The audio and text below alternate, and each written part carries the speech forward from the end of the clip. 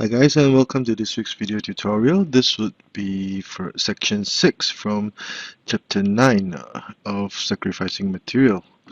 Now in section 6 we'll be discussing the tactic of a counter sacrifice. Now according to the book, counter sacrifice refers to the tactic of accepting an opponent's sacrifice and then counter sacrifice a piece. It can also refer to threatening to capture but not actually capturing the piece, instead offering a counter sacrifice immediately. Now there are many ingenious ways to use this tactic, and players should always be vigilant or on the lookout for potential counter sacrifice tactic by the enemy. So without further ado, let us go to today's board. Okay, as can be seen, a quick analysis of the board will show that red would have one chariot, one horse, two cannons, a full guard, two pawns. Black would have similar material, two cannons, one chariot, one horse, three pawns, an extra pawn on the edge which is ready to cross the river, and also full guard. It will be Black's turn to move. As for red, he will be attacking this flank. The cannon and the chariot is already ready to go. This horse is also a threatening entity, and the cannon has already pinned this file, targeting this advisor.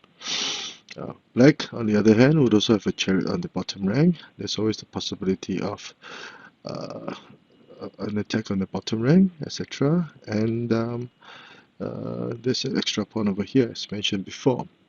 So it will be Black's turn to move, and how would he attack or try to save himself from this potential rather threatening attack by red?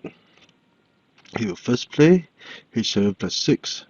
Now, the reason behind making this move was that Black had decided that he wanted to attack with the cannon from the central file, thus allowing his elephants to be linked.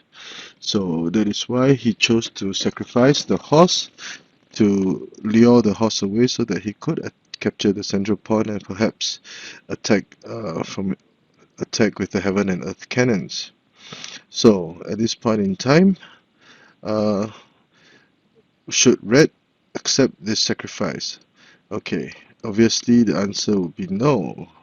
But let us see what would happen if h6 plus 4, h6 minus 4 were played and red accepted the sacrifice. Red would immediately capture the central pawn, and now red will be placed in a dilemma. If he played a6 plus 5, the cannon would attack immediately, threatening to checkmate by moving the chariot away. Now if the king will try to move to safety, Black would now gain material, capture the threatening red chariot with this discovered check, and Black would most probably go on to win without too much of a hassle. So a6 plus 5 is not viable. Now what about e3, e5 minus 3, thus giving the black cannon full control of the central file? Black could immediately retreat his cannon, attempting to go for the double cannon's checkmate, forcing the king up, delivering a check. Obviously the king cannot retreat, and he will be moved to a very precarious position. And now Black would deliver a check, forcing the king over here, and retreat his chariot, preparing to go for a checkmate. It will be victory to Black very early on.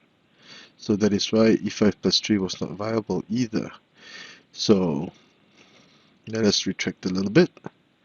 h6 plus 4, capturing, accepting Black's sacrifice would thus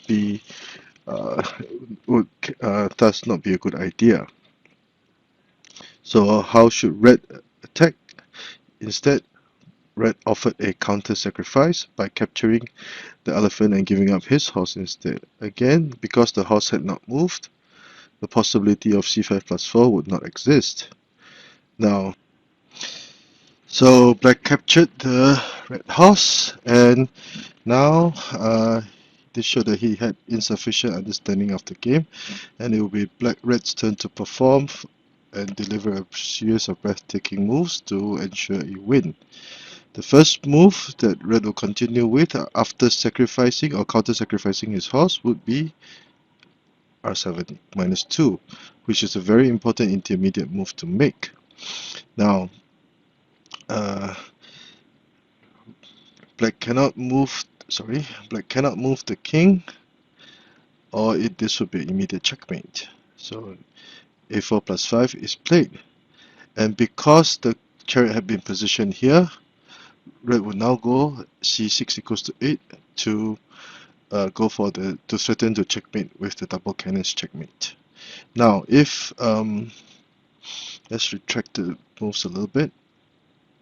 Let's say if conventional wisdom were followed, Red would usually play c7 r7 minus 1, and if let's say Red continues c6 equals to 8 to go, Black could defend in this manner. Then this is why r7 minus 2 is such a good move.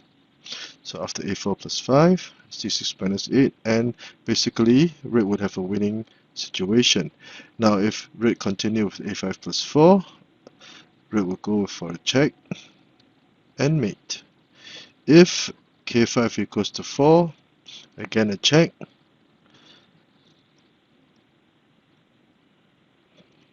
and Red will continue with c8 plus 5 and gain a winning position. It will be difficult for Black to try to save his king. Now I ran through this position in my computer analysis program, and this was what I had. So let us see one of the variations. You see c8 plus 5. Black will counter in this manner, capture, gain material, and basically Red would have a winning position. A few more moves.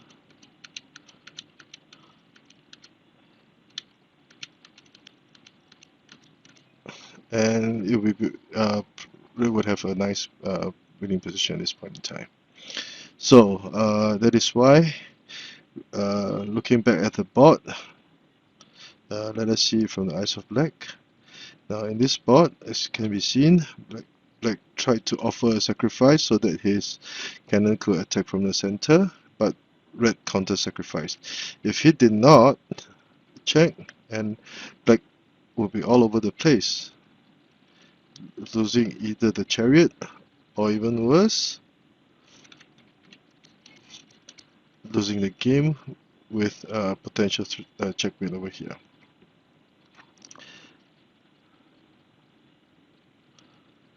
So Black accepted Red's counter sacrifice, and it was Red's turn to perform a nice move to prevent c5 equals to 2 from happening. Red attacks and against a checkmate. A better way to defend would be k5 equals to 4, and Red would have have a winning position. So I hope you've liked today's short video tutorial. If you like the work that I've been doing, please do subscribe to my channel and give me a thumbs up. Thank you.